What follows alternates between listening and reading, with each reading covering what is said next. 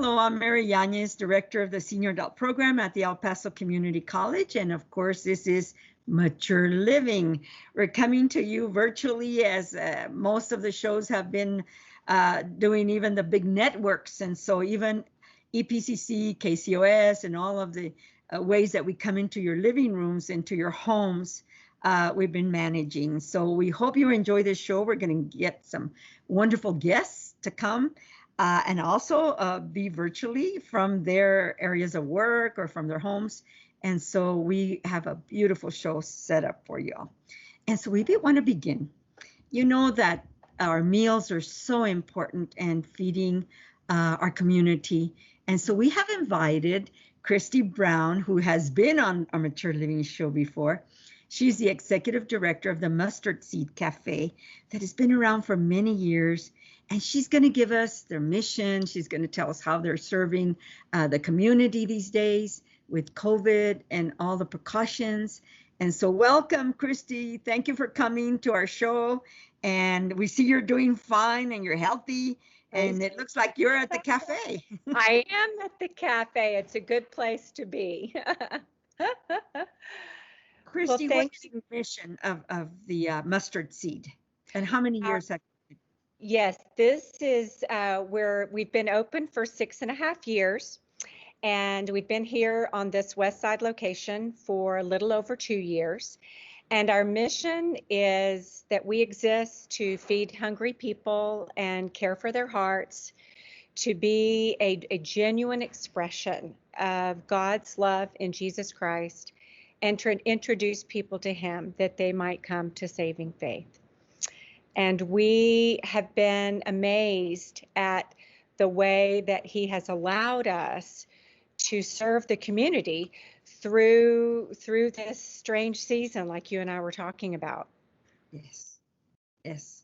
Very difficult time in delivering, in connecting. Yes.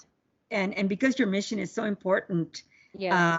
That's even a little more difficult. Hopefully we won't lose any big steps in reaching out until we can meet again and you can serve the community inside the restaurant. So how have you been delivering and what have you done since May? Yes, well, it's really interesting. I'm going to back you up for just a minute to March when COVID happened, as we all know. And we, of course, had to close the cafe. And it was just like the Lord said, yes, but people have to eat, especially the seniors.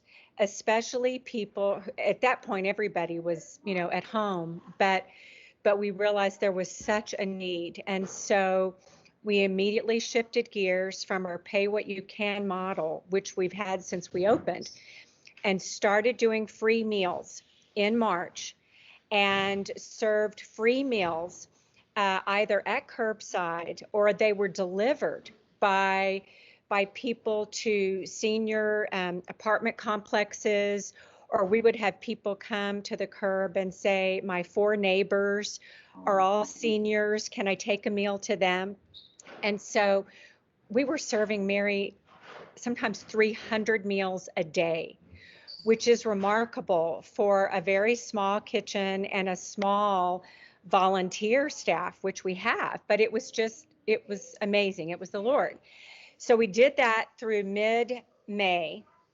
And at the same time, our board and our staff realized that the impact of COVID, especially to the most vulnerable members of our community, wasn't just immediate, but it was going to have long-term implications. And that those who were vulnerable were going to be especially vulnerable to all of the kind of the ripples of this. And so we dropped our pay what you can model. We no longer use that model. And all of our meals now are offered for free. And so we reopened in June and with free meals, and we intended to open the dining room. But as I went to webinars and learned what I could about doing food service safely so that we could protect our guests, especially the vulnerable that we're serving, and our volunteers, we felt like, no, we're not ready to open the dining room yet. And so we are serving on our patio, and we've got beautiful Mexican paper flowers and that we take outside in our podium and things. And we're offering nutritious, delicious, free meals Wednesdays, Thursdays, and Fridays from 11 to 2. And we're preparing them here in the cafe with a very small volunteer team. And I think it's important that people who come here know the precautions, that we're taking. Yes. We have to do that to protect our volunteers, but then also the meals and the guests that we're serving. And as I said, a lot of those are seniors. Yes. And so, we screen all of our volunteers and staff every day. They go through a health screening, which includes a temperature check. We all wear masks, except when I talk to you. We wear masks and gloves and, and take every precaution that we can. And then when we serve our guests outside on the patio, we are wearing masks, our guests are wearing masks, and we preserve that social distance. So, we're praying for safety and protection for every meal that we serve and every one of the precious, really probably 80%, Mary, of our guests, or 85% are seniors. Yes. And then the balance are families with children. And we have seen, an uptick in the number of families with school starting. Yes. Because there, are families struggling at home to teach their children at home right now. And if we can help by providing a meal that's nutritious and saves mom some time, that's a really good thing. So, the other thing that I'll say is that we've realized, and you touched on this again, that the meals that we're serving aren't just physical food, but they're also encouragement and hope. Yes. Just a virtual hug. Yes, you're right. and smiles and asking people, how are you? Do you live alone? How's your health? How has this impacted you? And just sitting and listening, has been just as important.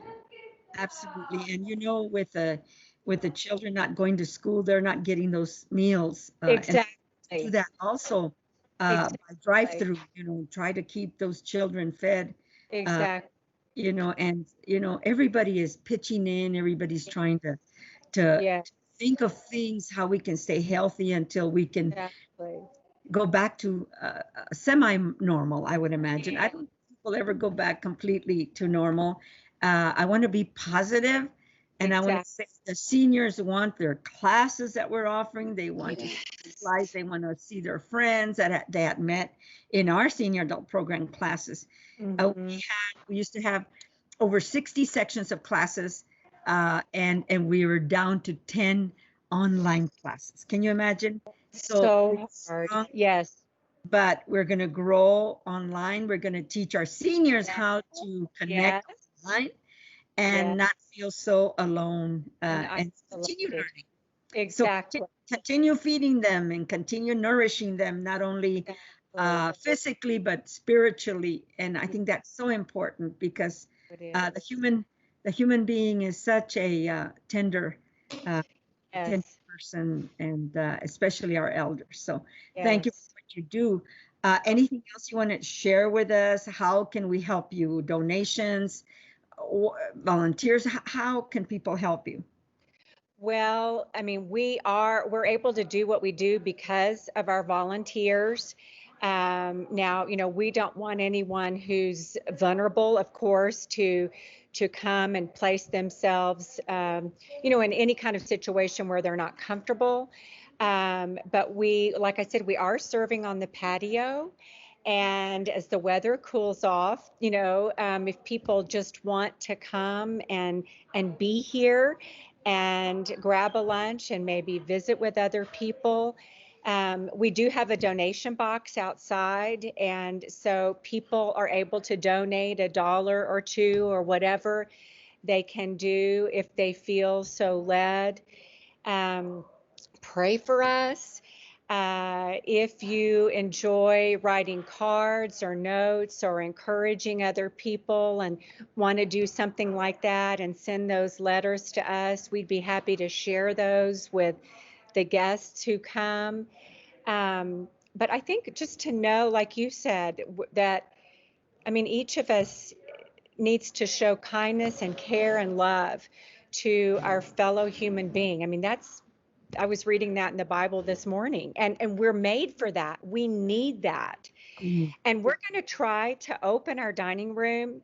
We're again looking at the protocols and praying about it.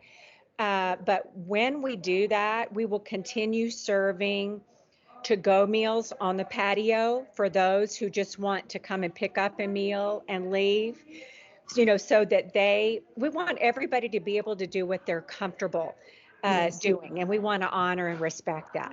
We haven't really mentioned your location, giving some and a phone number and how they can reach you. I also see the seasonal fruit, like the pomegranates are turning red. Do you take donations of food, that come off a tree for the salads or whatever? We do. Would you accept them? People are throwing away the stuff that they can't really, it's not, it's too much from a pomegranate tree that's just bending over with this wonderful, you'll take that. We do. We receive donations. And again, it's just, God has been so good to us with all the fruit and the produce that we've received. We have our garden as well. And a garden is an amazing place of life and encouragement. And it's right here on site. So we invite people every Monday, Wednesday, and Friday mornings. Bill Hooten is our garden manager. And if any of your guests want to come, they can wear their masks and be outside and walk in the garden and just look at it or dig in the dirt. And we are at. Let's take a break, a little breather. It's refreshing. Okay. And I realized our address. Yes. We are located at 201 East Sunset Road, and we're located inside of West Side Community Church. And if you pull in the church parking lot and look for the turquoise blue awning, that's us. And then our garden is just on the opposite side. And I will give you our phone number as well, Mary. It's 440-7333. And they can call with questions, and yes, we're happy to help anyone. You also have a website. You also have a website. We do. It's mustardseedcafe.org. Okay. Lots of information on there too. Well, we want to thank you this morning for joining us on Mature Living. This show is going to air all week when it does air. And we're also on YouTube, so you'll be able to see yourself for your archives. And so we want to thank you so much for being with us and joining us here on EPCC Mature Living Show. Christy Brown, the Executive Director of the Mustard Seed. I just want to remind everybody to check you out, to visit, to take a break. And also you can donate. There'll be a donation box out there. And there's so much for us to do to help each other. Yes. Thanks for what you're doing in helping our community. We'll invite you again soon. Thank you so much, Mary, you and EPCC and all that you all do for our community. Thank you. Okay, have a good day. Thank you. You too. Bye. Bye-bye. Okay, we're going to continue our show. We're going to take a little break here and have another guest that I think you'll be interested in the message. Come kick off EPCC's 19th Annual Hispanic Heritage Month. Elia Esparza with Mariachi Orgullo from Bowie High School. Capuli Mexican Dance Company. And now it's your turn to participate with us. On September 30th, we'll be having our live Hispanic Heritage Month read-in. This will be the opportunity for you to read a short poem, story, or share how you are honoring the past and embracing the future with us. So on September 30th, go to our EPCC Diversity Inclusion webpage and click on the link to join this year's virtual read-in. This event will begin at 11 a.m. And mark your calendars to join us on October the 15th as we present the recipients of this year's Hispanic Heritage Month scholarships. So we'll see you there.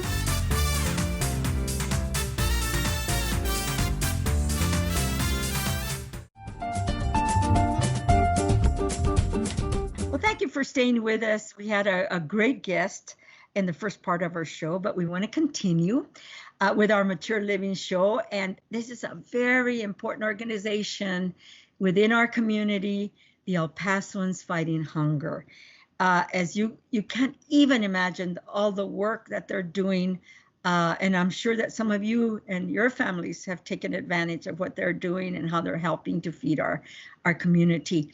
We've invited Susan Goodell, who is the CEO of the El Pasoans Fighting Hunger, to talk to us about their work, about their mission, and how they're managing through this pandemic and this crisis that we're going through. Thank you, Susan, for being with us. I appreciate your time. Through the windows and through your office, what a fantastic office you have.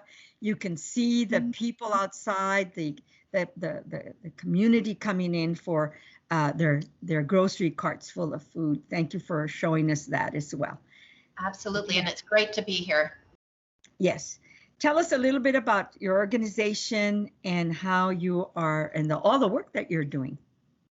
Great. Well, El Pasoans Fighting Hunger is the only food bank serving the greater El Paso area. In fact, we serve El Paso, Hudspeth, and Culberson counties under normal circumstances. And we also provide the free breakfast, free lunch ingredients for 182 schools, going down all the way down to Presidio. So in normal times, we are responsible for providing emergency food for people who are in crisis, either due to chronic poverty, due to job loss, due to a major illness in the family, things like that. So we do that work by bringing in nutritious, wholesome foods, things like fresh meats, frozen prepared foods, fresh fruit, fresh vegetables, fresh dairy. And we provide those foods normally through a wide array of partners. So we have 132 soup kitchens, shelters, and pantries. We have 182 schools. We have 27 senior sites, 16 refugee sites, 235 mobile distributions, and I'm sure I'm leaving out someone, but as you can see, it's a wide array of partners that we have to get that food deep into the community where it's needed most. Obviously, with COVID, our lives have been turned upside down with the increase in need and the need to change the way that we serve the community. Yes. Oh, I can imagine. I am amazed at those statistics and those locations and the multitude of delivery, the process, for delivering. It's amazing. You run quite a big ship, let me tell you. We thank you for your good work and your good brain and your systems and the way you've set it up. We just noticed how many people you're feeding a day. Tell us a little bit about what it is that you're doing to feed so many people. Well, in normal times, our food bank provides about 2.5 million pounds of food every single month. Since COVID, we have grown the amount of food that we're distributing up to 15 million pounds in a single month. That's the equivalent of about 500,000 pounds a day. So 500,000 pounds a day goes out our doors. Obviously, it also has to come in, so we need to find sources of food to supply that volume. But a large part of that food is going to locations where people can quickly access that food, either through a drive-through model, or as you see outside my window, people coming and picking up a loaded grocery cart of food that they then put into their trunks and bring the cart back to us empty. So it is a huge job right now. A lot of people think of the food bank as a charity, which obviously we are, but we function largely as a trucking, a warehouse, and a logistics business with a charitable mission. Yes. How many families do you feed a day? Um, So at this site, we're feeding close to 4,000 families a day, just out of the food bank location alone. We serve another 4,000 or so families around the community every day at our other sites, and we have sites strategically located around the community to make sure that we're within a relatively easy distance for people to get their food. So Yes. all told, that's enough food for 3 meals a day for 138,000 people. Oh my goodness, that is amazing. And I've seen the lines of cars at the different locations and at churches and at different locations around town and South El Paso and just and so you see people are responding. Their need is great right now. People maybe have lost their job or they're on furlough, and it has really increased during this pandemic. Do you also do home delivery? Is that a service that you do? It is a brand new service that we do. We've been doing this for about 3 months now. And it came about because we became aware of people who just could not leave their homes, either because they're elderly and they're not mobile anymore, because they have a disability and are unable to leave their home, or maybe the family is COVID positive. And so all three groups of people in those various categories are welcome to call the food bank for weekly food deliveries. Right now, we have the funding for 1,250 seniors who get home deliveries every single week of things like the fresh produce, frozen meats, canned goods, fresh dairy, that sort of thing. We're overall providing about 1,550 home deliveries a week, including people with COVID and people with disabilities that cannot leave their homes. And we have a wait list right now of about 350 people total. About 265 of those are seniors. So if people are not in a position to leave their homes, they need home delivery, please do go to our website and get on the waiting list. Right now, that waiting list is moving pretty quickly. You know, some of these boxes that people are picking up, sometimes it's so plentiful that they're sharing with their elderly neighbors. If it's perishable fruits and vegetables and they can't really use that many lemons or whatever, they are sharing, and it is so wonderful because they're sharing with their neighbors. Because you are just doing a fantastic job. What are the food bank's needs at this point? Well, the food bank is operating at a pretty large scale right now, with 500,000 pounds a day coming into the food bank and going back out into the community. Yes. So we need a lot of resources to get that job done. We are absolutely desperate for volunteers. Yes. It takes hundreds of volunteers to man these operations, both here at the food bank and across the region. And we get very few volunteers right now, given the COVID crisis. So if anyone is able-bodied and able to come out to the food bank or to one of our locations, please go onto our website and sign up so that we can put you to work. If people are not in a position to come out and volunteer, a monetary donation is greatly appreciated. We are hiring a lot of temporary staff right now to help when we're unable to get volunteers. We're taking staff from a program called Get Shift Done, which is a program of the Community Foundation, which hires displaced restaurant workers. So donations right now, actually every dollar that we receive is 7 meals on a needy person's table. So we love when groups come out. We have groups from a variety of faiths, from a variety of community groups. We just frankly need more. We need at least 300 volunteers a day, and we receive nowhere near that number. And do you have like a list of sites and that we can go to on your website of when the distributions are happening at in different parts of town? We do, and the website is the easiest and fastest place to find an updated list because they do change periodically. The big ones, of course, are here at the food bank. About 40 to 50% of the food is distributed right here at this location, which is on the east side. And this We is have- daily? This is daily? Daily, Monday through Saturday. Okay. We've had, so an example of an adjustment in time is I was up at 6 this morning. Actually, I was up earlier than that, but at 6, the sun still hadn't risen. So it's very hard to do these distributions in the dark. So we've had to change our hours from 6 a.m. to 7 a.m. Yes. To have the sun here to help us with that task. We also have daily sites at Horizon City at Holy Spirit Church, which is Monday through Friday. We have Kelly Memorial downtown, and they are Tuesday through Saturday. We have the Coliseum Tuesday through Saturday. And then we're looking for a new site on the west side, and we're looking for a new site in the northeast. So Yes. stay tuned. We'll have those up and running again very soon. We need about 10,000 square feet to build grocery carts. And then we need a parking lot of about at least 60 parking spaces. So if anyone is aware of a space that we could have for during the COVID response, we would be grateful. And you mentioned the west side, and what is the other area that you need?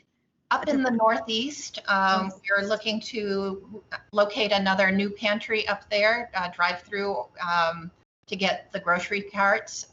We have been working with Dr. Sam Morgan, the representative from that part of town, and he thinks he has a site for us. So we've got our fingers crossed that that site's going to work out. We maintain all of the CDC guidelines from constant cleaning, social distancing, masks, all of that. So yes, we would love to have people come out and help, and they should be aware that all of those guidelines are in place and being adhered to. So our website is elpasoansfightinghunger.org. That is the best place to reach us, whether it's to volunteer, to make a donation, or to get help. I can give you the phone number, which is 915-298-0353. But I just have to let people know that we have 3 people who do nothing but answer the phone, and the lines are still pretty clogged. So definitely, if you have access to the website, you'll get a much faster answer to your question if you go there. Of course, monetary donations are really important. And so they can also find out how they can contribute through your website. Is that correct? Absolutely. And Mary, we would love to come back. So thank you for telling our story. Yes, and we will invite you. Thank you so much, Susan, and all your staff and volunteers. We thank you and we bless you for the good work you're doing for our community. And we'll see you next time.